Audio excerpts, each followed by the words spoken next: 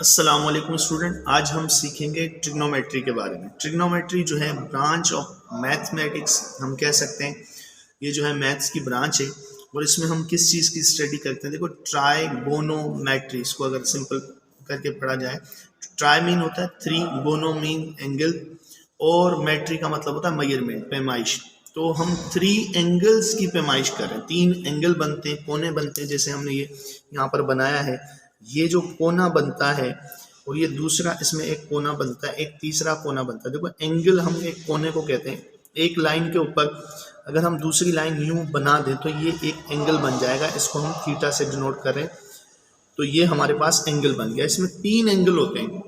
Study about triangles, यहाँ पर जो है हम कह सकते हैं स्टडी अबाउट ट्राइंगल। तीन एंगल्स की स्टडी ट्राइंगल कहलाती है, या हम इसको कह सकते हैं स्टडी अबाउट थ्री एंगल्स, इस तरह से भी कहा जा सकता है, या सिंपल डिफाइन किया जा सकता है। It is the branch of mathematics in which we study about triangle is called trigonometry. इसमें हम ट्राइंगल की जो है स्टडी करते हैं जिसके तीन कोने हो। उसके बाद ट्रिग्नोमेट्रिक रेशियोज। अब रेशो क्या होता है? रेशो हम डिवीजन को कहते हैं, जब एक चीज को दूसरी से डिवाइड किया जाए। एक लाइन को यहाँ पर दूसरी लाइन से डिवाइड करके हम रेशो लेंगे, और इस तरह से हमारे पास ट्रिग्नोमेट्री में यहाँ पर जो है ना 6 रेशोज आते हैं। ठीक है, फिजिक्स में आपकी क्लास में जो 3 का ही जिक्र किया गया है, 3 ही जो है हम पढ़ेंगे। उसके बाद 3 में फिर भी आपको बता देता हूँ टोटल, ताकि भी बच्चा अगर एक्स्ट्रा पढ़ना चाहे वो भी जो है देख सकता है।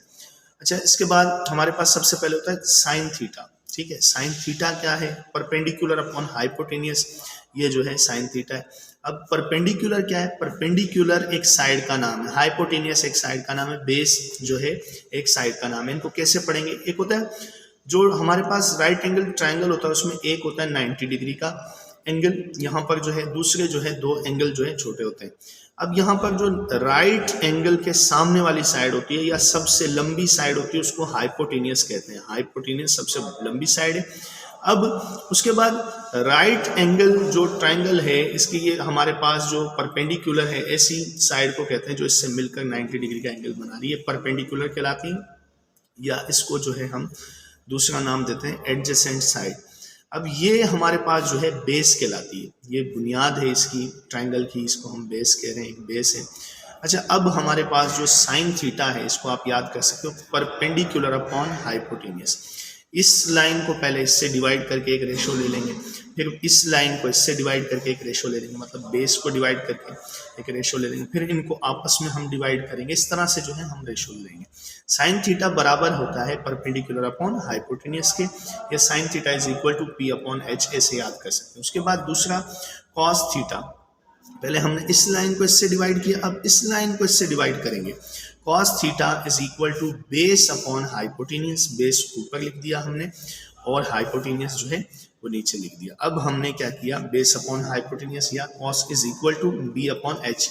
उसके बाद हमारे पास आता है नंबर 3 टेन थीटा। टेन जो है बराबर है परपेंडिकुलर अपॉन बेस के। अब हम इस साइड को इससे डिवाइड करेंगे, इस तरह से आप याद कर सकते हैं, परपेंडिकुलर अपॉन बेस। ये हमारे पास आ गया tan theta is equal to P upon B. उसके बाद नंबर 4, अब इसके 6 रेशोज मैथ में यूज आते हैं। ये हमारे पास जो है फिजिक्स में 3 ही इस्तेमाल होंगे आपकी इस बुक में। तो अगर याद करना चाहे कोई बच्चा तो मुश्किल नहीं है। Sine theta P upon H है, तो उसके बाद नंबर 4 जो है ना कोसेक, कोसेक साइन थीटा का उलट है। यहाँ पर P अपॉन एच है, परपेंडिकुलर अपॉन हाइपोटेनियस, ये हाइपोटेनियस अपॉन परपेंडिकुलर है, इसको आप ऐसे याद कर सकते हो, H अपॉन P। और उसके बाद जैसे कॉस थीटा जो है B अपॉन एच है, तो सेक थीटा हमारे पास होता है H अपॉन B, ये इसका उलट हो गया। कॉट ये इनवर्स होता है टेन थीटा का, या हम कह सकते हैं 1 upon tan theta is equal to cot. Cot जो है B अपॉन P हो गया, यहाँ पर P अपॉन B है। तो इस तरह से अगर 3 रेशो आप याद कर लेते हैं तो 3 उसके उलट हैं। तो ये 6 रेशोज हैं हमारे पास ट्रिग्नोमेट्री के। उसके बाद हम इसमें पढ़ेंगे इसी टॉपिक में कि resolution of vector. Resolution of vector जो है किस तरह से होता है हम ये देख लेंगे। रेजोल्यूशन हम कहते हैं किसी एक सिंगल वेक्टर को टुकड़ों में तोड़ने के अमल को। ठीक है, to break a vector into two और more pieces is called resolution of vector. किसी एक सिंगल वेक्टर को दो या दो से ज्यादा टुकड़ों में तोड़ने के अमल को रेजोल्यूशन ऑफ वेक्टर कहते हैं। या बुक में इस तरह से भी डेफिनेशन आती है, the splitting of a vector into two और more components is called resolution of vector. Splitting का मतलब ब्रेक, तोड़ना, और पीसेस जो है हम कंपोनेंट्स को कहते हैं। कंपोनेंट्स जो है टुकड़े होते हैं।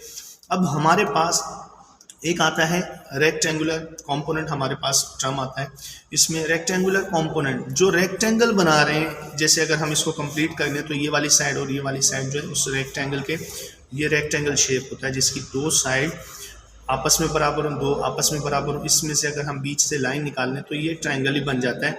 तो ये वाला ए वाई होता है और ये वाला होता है ए एक्स। तो ये रेक्टेंगल के टुकड़े हैं, रेक्टेंगुलर कंपोनेंट इस वजह से कहा जाता है। अच्छा, अब हमारे पास ये वेक्टर ए है और ये उसका कंपोनेंट है ए वाई, वाई की तरफ, ऊपर की तरफ, और ये है ए एक्स हमारे पास इस तरह से। अब हम ये कंपोनेंट मालूम करना चाहते हैं। जैसा कि आपने सीखा है हाइपोटेनियस, परपेंडिकुलर, और ये बेस होता है ट्राइंगल में। उसके बाद साइन थीटा से हम वाई कंपोनेंट निकालेंगे। साइन थीटा बराबर होता है पी अपॉन एच के, ठीक है, परपेंडिकुलर अपॉन हाइपोटेनियस। अब परपेंडिकुलर की जगह पर यहाँ पर देखिए क्या है, ए वाई। हमने परपेंडिकुलर की जगह ए वाई लिखा और हाइपोटेनियस की जगह पर क्या है, ए है। हाइपोटेनियस की जगह पर ए है तो हम इसको पी अपॉन एच को ए वाई अपॉन ए लिख सकते हैं। अभी हमें ए वाई चाहिए, वाई कंपोनेंट, तो ए को इस तरफ ले जाएंगे, ए साइन थीटा बराबर हो जाएगा ए वाई के। This is the Y component of vector. A Y is equal to A sine theta. ये फॉर्मूला अक्सर करके आता है, इसे याद कर लेना। उसके बाद होता है एक्स कंपोनेंट, मतलब ये वाला हॉरिजॉन्टल कंपोनेंट। वाई कंपोनेंट हम वर्टिकल कंपोनेंट को कहते हैं। अब हम वेक्टर के दो टुकड़े मालूम कर रहे हैं। अच्छा, एक वेक्टर के दो टुकड़े जो है इनको हम कंपोनेंट कह रहे हैं। इन्हीं दोनों टुकड़ों से हम वेक्टर को दोबारा बना सकते हैं, उसको कंपोजिशन ऑफ वेक्टर कहेंगे। इसी टॉपिक में हम क्लियर करेंगे। अब एक्स कंपोनेंट जो है ये रेक्टेंगुलर एक्स कंपोनेंट भी कहलाता है। कॉस थीटा से हम बनाएंगे। कॉस थीटा जैसा कि आपको पता है बराबर होता है बेस अपॉन हाइपोटेनियस। अब बेस जो है ये देखें, बेस अपॉन हाइपोटेनियस, मतलब ए एक्स अपॉन ए लिखा जा सकता है। ए एक्स बेस की जगह पर और एच जो है ए की जगह पर आ गया। तो हम यहाँ पर जो है ए एक्स अपॉन ए लिख सकते हैं। हमें ए एक्स की वैल्यू चाहिए, ये है ए एक्स अपॉन ए की वैल्यू, तो ए को इस तरफ ले गए, हमारे पास ए कॉस थीटा बराबर हो गया ए एक्स के। This is the formula for X component of vector, A X is equal to A cos theta. उसके बाद हम देखेंगे कि इन्हीं टुकड़ों की मदद से हम जो है दोबारा से वेक्टर को बना सकते हैं। उसको हम जो है कहेंगे composition of vector. Composition of vector में क्या कहते हैं, टू ज्वाइन टू और more components and make single vector is called composition of vector. बहुत ही सिंपल है। पहले हमने वेक्टर को तोड़ा दो हिस्सों में, अब उन दो हिस्सों से दोबारा मिलकर बना रहे, इसको कंपोजिशन कहेंगे। Formula for magnitude of resultant vector, जो दो कंपोनेंट से रिजल्ट बनेगा, नतीजा जो आएगा उसका फॉर्मूला क्या होगा, ये होता है हमारे पास पैथागोरस थ्योरम। पैथागोरस थ्योरम के हिसाब से हाइपोटेनियस का स्क्वायर, हाइपोटेनियस जो ट्रायंगल की सबसे बड़ी साइड है, जैसे हमारे पास हाइपोटेनियस का स्क्वायर बराबर होता है बेस का स्क्वायर और प्लस में हमारे पास परपेंडिकुलर के स्क्वायर के। हम लिख सकते हैं hypotenuse square is equal to base square plus perpendicular square. मतलब दोनों साइड्स का अगर हम प्लस करें स्क्वायर तो वो हाइपोटेनियस के स्क्वायर के बराबर होता है। ये पैथागोरस थ्योरम है, मैथ में बहुत ही फेमस है। अब हम यहाँ पर लिख सकते हैं, हमने जो है यहाँ पर जो ट्रायंगल हमने जो बनाया था उसमें इसको नाम दिया था ए वाई और ये है ए एक्स। तो हम क्या कर सकते हैं, हाइपोटेनियस की जगह पर ए स्क्वायर बराबर है ए एक्स स्क्वायर और ए वाई स्क्वायर को अगर हम प्लस करें तो हम इसको कह सकते हैं sum of A X square plus A Y square is equal to A square. यहाँ पर जो है हाइपोटेनियस का स्क्वायर। तो ये मैग्नीट्यूड का फॉर्मूला बन गया। अक्सर करके इस फॉर्म में नहीं आता, हमें सिर्फ ए की वैल्यू चाहिए, ये है ए स्क्वायर की वैल्यू। तो स्क्वायर जब उस तरफ जाता है तो ये रेडिकल का साइन बन जाता है, ये अंडर रूट का साइन बन जाता है।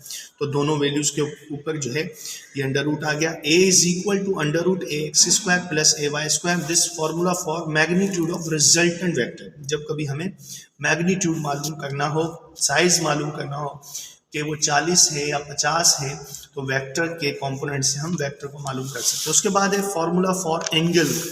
अगर हम मालूम करना चाहें कि जो हमारे पास जो एंगल आ रहा है ये थीटा कितना है, तो हम क्या करेंगे, ये फॉर्मूला जो है यूज करेंगे। Tan theta is equal to, tan theta आपने पढ़ा है, जैसे हमारे पास ये परपेंडिकुलर है, ये हाइपोटेन्यूज है और ये हमारे पास बेस है। Perpendicular upon base is the formula for ये टेन थीटा का जो है हमारे पास फॉर्मूला है। पी अपॉन बी इसको लिख सकते हैं। अब आपके पास P जो है ये किसके बराबर है, अगर देखा जाए हमने जब कंपोनेंट्स में जो है इसको डिवाइड किया किसी वेक्टर को, ये हो गया ए वाई और ये हो गया ए एक्स और ये है ए। देखो वेक्टर के कोई भी नाम हो सकते हैं, आ सकता है, यहाँ पर डी लिखा जा सकता है, जो भी नाम हो उस हिसाब से। अगर ये ए है तो ये ए वाई है, अगर ये पी है तो ये पी वाई है और ये पी एक्स होगा, इस तरह से। तो हमने ए लिया तो यहाँ पर जो है हम देखेंगे परपेंडिकुलर की जगह पर ए वाई लिख देंगे और बेस की जगह पर हम लिखेंगे ए एक्स। यहाँ पर टेन थीटा बराबर हो गया ए वाई अपॉन ए एक्स के। सिर्फ हमें एंगल चाहिए थीटा, यहाँ पर जो है ना हम थीटा मालूम करने जा रहे हैं। तो थीटा, अब ये टेन जो है इसको इस तरफ लेकर आ गए डिवाइड में, ये वन अपॉन टेन थीटा लिख दिया, या इसको यूँ लिखा जा सकता है टेन माइनस वन, क्योंकि पावर जब ये ऊपर जाता है तो ये माइनस में हो जाता है। तो हम लिख सकते हैं tan theta is equal to, या यहाँ पर जो है सिर्फ हमने थीटा मालूम किया, theta is equal to tan inverse और मल्टीप्लाई में A Y upon A X. This is the formula for angle. तो थैंक्स फॉर वॉचिंग, फिर नेक्स्ट वीडियो में मिलते हैं। अल्लाह हाफिज़।